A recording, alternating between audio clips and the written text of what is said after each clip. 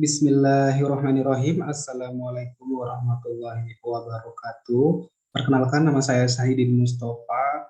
Saya dari kelas manajemen B02 dengan NIM 112111451. Nah, di sini saya akan mempresentasikan materi mengenai Enterprise Risk Management. Dan video ini saya buat untuk memenuhi tugas UTS mata kuliah manajemen risiko. Baik, langsung saja di sini saya akan menjelaskan prinsip manajemen risiko. Prinsip manajemen risiko adalah fondasi pengelolaan risiko dan sebaiknya dipertimbangkan saat menyiapkan kerangka kerja dan proses manajemen risiko. Prinsip ini sebaiknya memungkinkan organisasi untuk mengelola efek ketidakpastian terhadap sasarannya.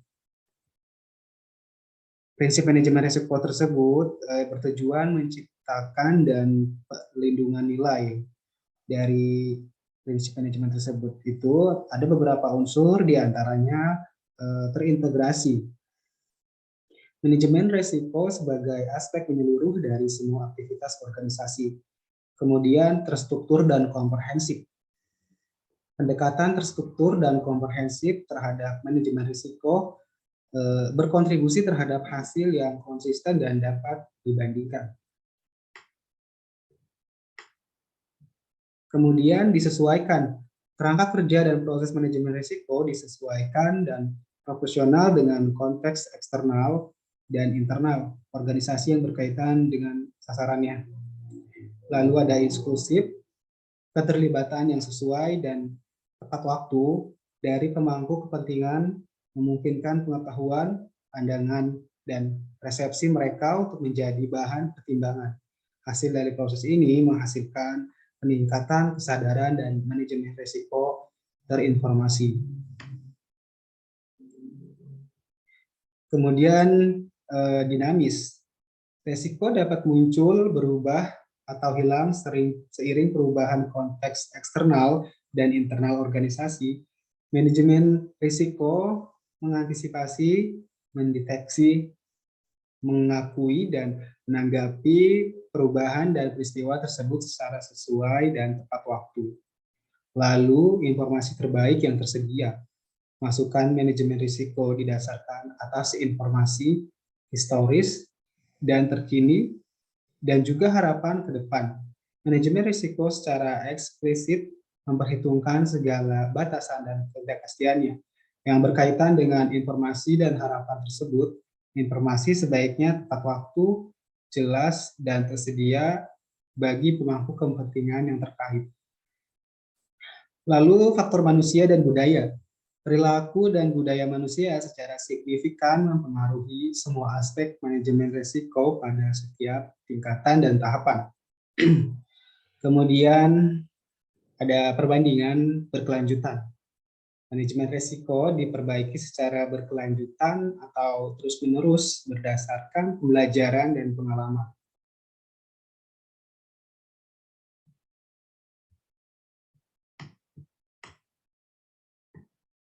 Kemudian, apa itu kerangka kerja manajemen risiko? Kerangka kerja manajemen risiko bertujuan untuk membantu organisasi dalam mengintegrasikan manajemen risiko ke dalam aktivitas dan fungsi yang signifikan. Efektivitas manajemen risiko akan bergantung pada integrasinya ke dalam tata kelola organisasi, termasuk pengambilan keputusan. Ini membutuhkan dukungan dari para pemangku kepentingan utama kalangan top manajemen.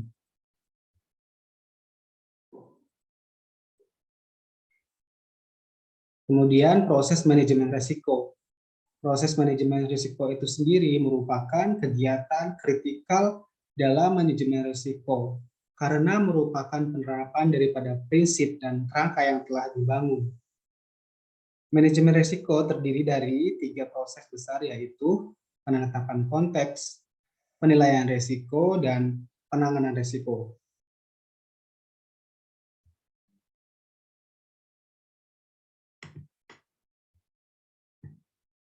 Berikut adalah kerangka proses manajemen risiko.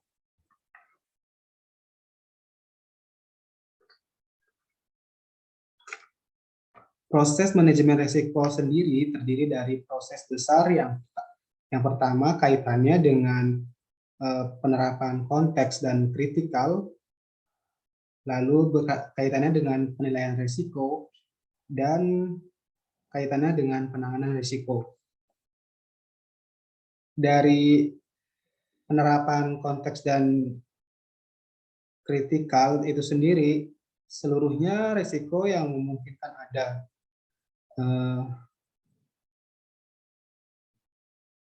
Dari kaitannya dengan penilaian risiko, terdiri dari identifikasi risiko, di mana risiko apa saja yang dapat mempengaruhi pencapaian sasaran organisasi. Kemudian risiko analis, menganalisis kemungkinan dan dampak dari risiko yang telah diidentifikasi. Lalu risiko evaluasi, di mana risiko yang harus ditindaklanjuti. Kemudian penanganan risiko.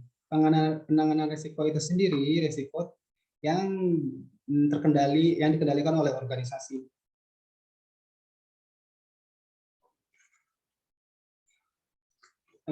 Kemudian proses tersebut akan didampingi oleh dua proses, yaitu komunikasi dan konsultan.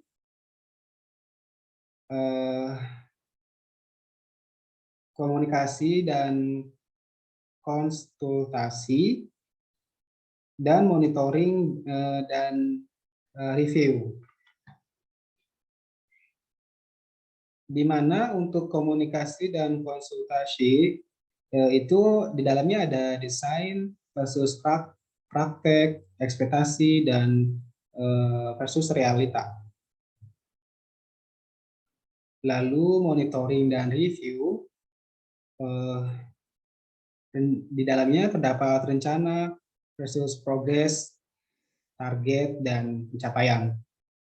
Dari circle kerangka manajemen risiko tersebut, lalu kemudian dicatat dan dilaporkan.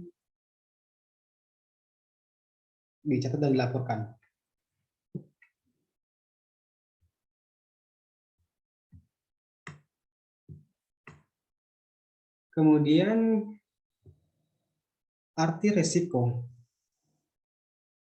Risiko merupakan suatu ketidakpastian dalam menghasilkan distribusi berbagai hasil dengan berbagai kemungkinan. Selain itu, risiko dapat menghambat perusahaan apabila mengalami kerugian yang diakibatkan oleh event atau beberapa event. Monahan 2008. Menurut ISO 31000/2018, risiko merupakan dampak atau akibat dari ketidakpastian pada sasaran.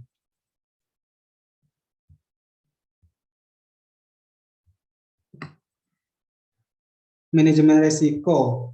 Manajemen risiko adalah upaya dalam mengolah maupun mengenali kejadian internal maupun eksternal yang dapat memberikan dampak bagi kesuksesan organisasi. Menurut Gray dan Larson 2006. Sedangkan menurut ISO 31000/2018, manajemen risiko merupakan kegiatan untuk mengarahkan dan mengendalikan suatu perusahaan terhadap berbagai kemungkinan risiko yang ada terdiri atas prinsip, kerangka kerja, dan proses untuk mengelola risiko secara efektif. Tujuan dari manajemen risiko itu sendiri adalah mengalokasikan sumber daya untuk menyusun perencanaan, mengambil keputusan, dan melaksanakan aktivitas yang produktif sebagai alat bantu bagi perusahaan dalam mencapai tujuan.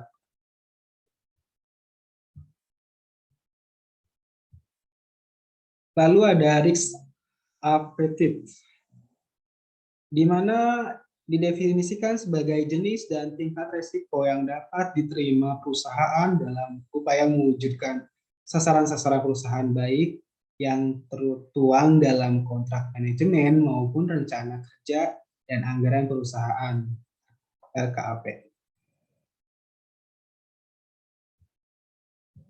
Kemudian ada risk tolerance.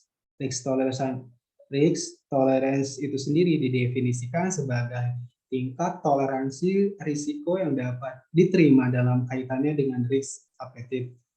Risk tolerance merujuk pada tingkat toleransi tertinggi dan atau terendah terhadap kisaran deviasi dari berbagai ukuran yang tertuang di dalam rencana kerja dan anggaran perusahaan. Kemudian ada key risk indicator. Maksud dari key risk indicator ini adalah ukuran yang digunakan oleh suatu organisasi sebagai indikator yang menjadi sebuah pemberitahuan dini atau early warning system apabila terjadi suatu perubahan dari risk exposure untuk beberapa aspek pada organisasi. Kemudian ada identifikasi risiko. Identifikasi risiko adalah usaha untuk menemukan atau mengetahui risiko-risiko yang memungkinkan timbul dalam kegiatan yang dilakukan oleh perusahaan atau perorangan.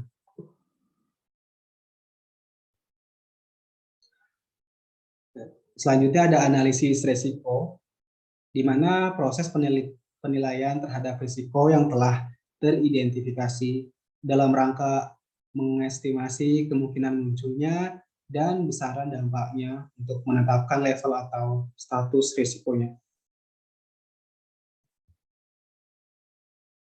Lalu ada evaluasi, membandingkan hasil analisis risiko dengan kriteria risiko untuk menentukan bagaimana penanganan risiko yang akan diterapkan. Kemudian membuat keputusan risiko mana yang termasuk kategori kritis dan yang perlu ditangani.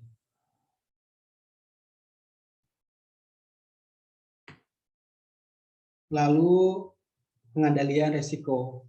Pengendalian risiko itu sendiri termasuk adalah metode di mana perusahaan mengidentifikasi potensi kerugian yang memungkinkan terjadi dan menyusun strategi untuk mengurangi atau menghentikan kerugian tersebut. Ini adalah teknik untuk mengidentifikasi potensi risiko dalam operasional perusahaan, aspek teknis dan non-teknis. Selanjutnya, mitigasi risiko. Tindakan terencana dan berkelanjutan yang dilakukan oleh pemilik risiko agar bisa mengurangi dampak dari suatu kejadian yang berpotensi atau telah merugikan atau membahayakan pemilik risiko tersebut. Lalu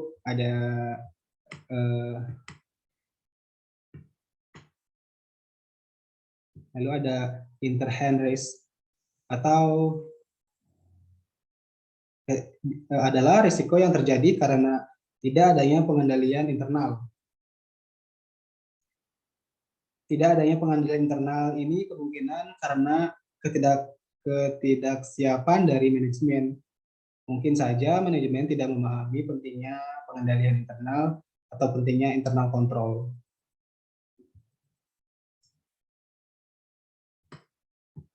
Lalu ada residual risk, di mana residual risk itu sendiri adalah risiko yang masih terjadi meskipun kita sudah melakukan pengendalian internal.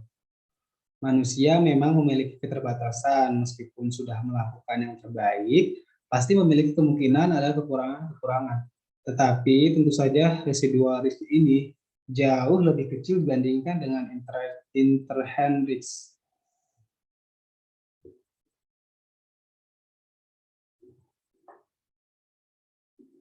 Ya, selanjutnya ada kerangka kerja COSO 2017. Kerangka kerja COSO itu memiliki 5 unsur, diantaranya governance and cultures dan strategi objective setting, performance review, revision, information, communication, dan reporting. Untuk governance dan kultur itu sendiri memiliki unsur, di dalamnya terdiri dari unsur exercise board risk oversight, establishes operating structures, defines desert culture, dimensi communication to core tips, dan yang lainnya seperti pada gambar berikut ya. Kerangka kerja COSO 2017 untuk unsur governance and culture di sini menjelaskan tata kelola yang handal dan memadai akan membantu menentukan langkah perusahaan ke depan dengan memperkuat pentingnya sebuah kegiatan yang berlangsung, serta menetapkan tanggung jawab untuk melaksanakan manajemen risiko perusahaan. Sedangkan kultur merujuk kepada sebuah kebudayaan yang terkandung dalam perusahaan yang menggambarkan sebuah image. Untuk strategi dan objektif settings, di sini menjelaskan pengelolaan risiko perusahaan, strategi dan pengaturan tujuan. Tujuan objek merupakan bagian dari proses penyusunan strategi, perencanaan ke depan. Risiko dapat tercipta pada setiap strategi yang dipertimbangkan dan disetujui oleh pemimpin perusahaan, di mana dalam pelaksanaan strategi tersebut. Kemudian ada performance. Performance di sini menjelaskan risiko yang berpotensi untuk dapat berdampak kepada kesuksesan pengimplementasian strategi, perlu ditinjau ulang secara seksama dan dilakukan penilaian untuk diminimalisir hal yang tidak diinginkan terjadi. Lalu review dan revision. Perusahaan dapat menganalisis dan mengevaluasi seluruh kegiatan yang sudah dan sedang berjalan sebagai pertimbangan untuk memperkirakan berbagai faktor risiko yang dapat dicegah dan dihindari di masa mendatang dengan membangun strategi perencanaan yang baru sesuai dengan hasil pengelolaan risiko perusahaan yang terus berjalan. Kemudian informasi, komunikasi, dan reporting. Pada komponen terakhir, perusahaan yang telah melaksanakan manajemen risiko perusahaan perlu membuat pelaporan yang menjabarkan seluruh informasi terkait dengan proses yang berjalan dimulai dari identifikasi hingga penyelesaian risiko sebagai tindakan untuk melaksanakan manajemen risiko perusahaan secara berkala dan berkelanjutan, di mana hasil laporan tersebut akan dikomunikasikan kepada seluruh pemangku kepentingan, sehingga hasil informasi yang diperoleh dapat menjadi landasan dalam mengambil keputusan.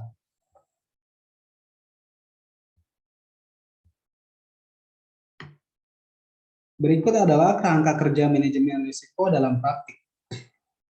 Kerangka manajemen risiko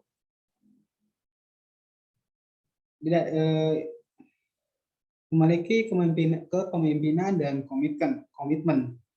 Dari kepemimpinan dan komitmen tersebut memiliki unsur integrasi, desain, implementasi, evaluasi, dan perbaikan. Dari kerangka kerja manajemen risiko tersebut bertujuan agar manajemen risiko semakin terintegrasi. Lalu usulan unit manajemen risiko disetujui direksi dan sosialisasi dan pemberlakuan sesuai strategi dan rencana manajemen risiko. Kemudian untuk implementasinya penerapan oleh seluruh pihak yang dilibatkan dalam manajemen risiko. Lalu evaluasi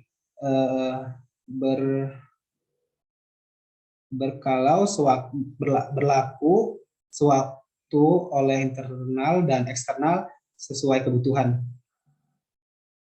Dari hasil evaluasi tersebut, hasil evaluasi dan usulan perbaikan pengembangan. Dirumuskan unit manajemen risiko dan disetujui direksi, lalu perbaikan atau pengembangan oleh pihak terkait.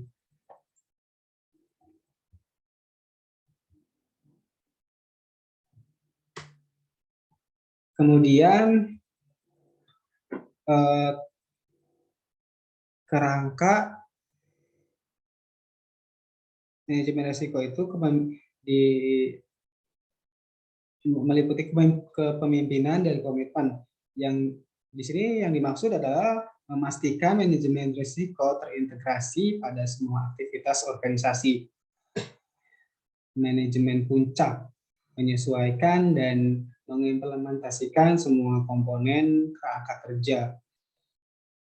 Menerbitkan pernyataan atau kebijakan yang menetapkan pendekatan, rencana atau arah tindakan manajemen risiko. Memastikan sumber daya yang diperlukan dialokasikan untuk pengelolaan risiko, menetapkan kewenangan, tanggung jawab, dan akuntabilitas pada tingkat yang diperlukan di dalam organisasi. Lalu untuk badan pengawasnya, memastikan risiko dipertimbangkan dengan memadai saat penetapan sasaran organisasi, memahami risiko yang dihadapi organisasi dalam mencapai sasarannya. Dan berikutnya adalah memastikan sistem untuk mengelola risiko tersebut diterapkan dan dijalankan dengan efektif. Memastikan sistem tersebut sesuai dengan konteks sasaran organisasi, dan memastikan informasi tentang risiko semacam itu dan manajemennya dikomunikasikan dengan tepat.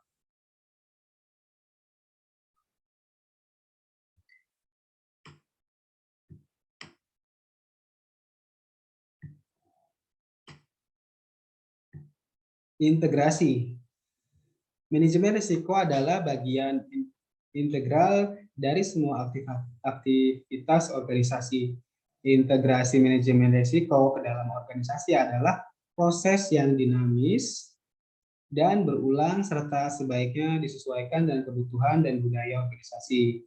Manajemen risiko sebaiknya menjadi bagian dari, tidak terpisahkan dari tujuan tata kelola kepemimpinan dan komitmen, strategi, sasaran, dan operasi organisasi. Manajemen risiko harus menyatu atau melekat dalam proses bisnis dalam bentuk pengelolaan risiko yang dijalankan oleh masing-masing fungsi.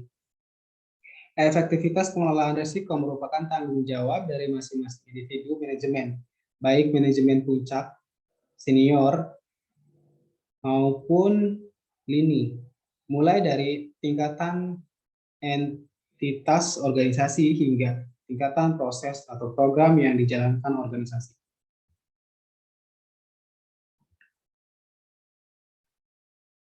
Berikut adalah desain kerangka kerja untuk pengelolaan risiko.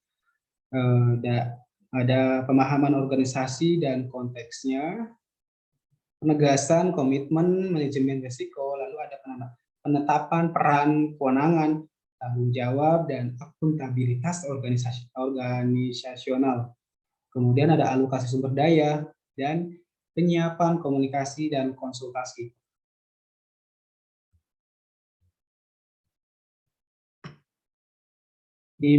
Implementasi. Organisasi sebaiknya mengimplementasikan kerangka kerja manajemen risiko dengan menggambarkan rencana yang sesuai, termasuk waktu dan sumber daya, mengidentifikasi di mana, kapan, bagaimana, dan oleh siapa beragam jenis keputusan dibuat di seluruh organisasi.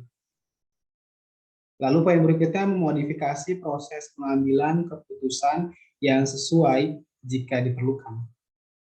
Memastikan pengaturan organisasi dalam mengelola risiko dipahami dengan jelas dan dipraktikkan.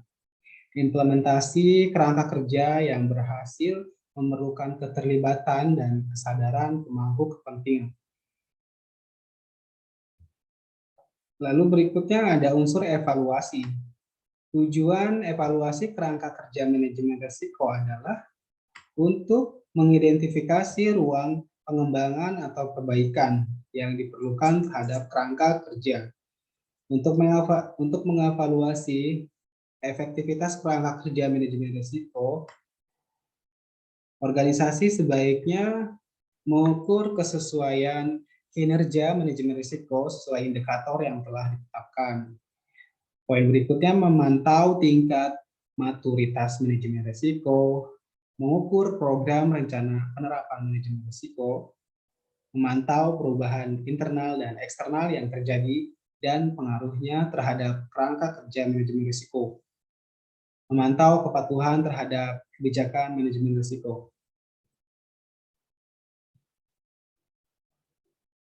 Lalu poin berikutnya adalah perbaikan. Organisasi harus terus meningkatkan kesesuaian, kecukupan, dan efektivitas kerangka manajemen risiko dan cara proses manajemen risiko terintegrasi. Saat celah yang relevan atau peluang peningkatan diidentifikasi, organisasi harus mengembangkan rencana dan tugas dan menugaskannya kepada mereka yang bertanggung jawab untuk implementasi. Setelah diterapkan, perbaikan ini akan berkontribusi pada peningkatan manajemen risiko.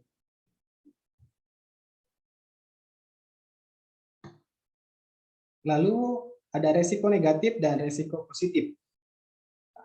Yang dimaksud dengan resiko negatif adalah merupakan peluang suatu kejadian yang dapat berpotensi menurunkan keberhasilan dari pencapaian tujuan organisasi.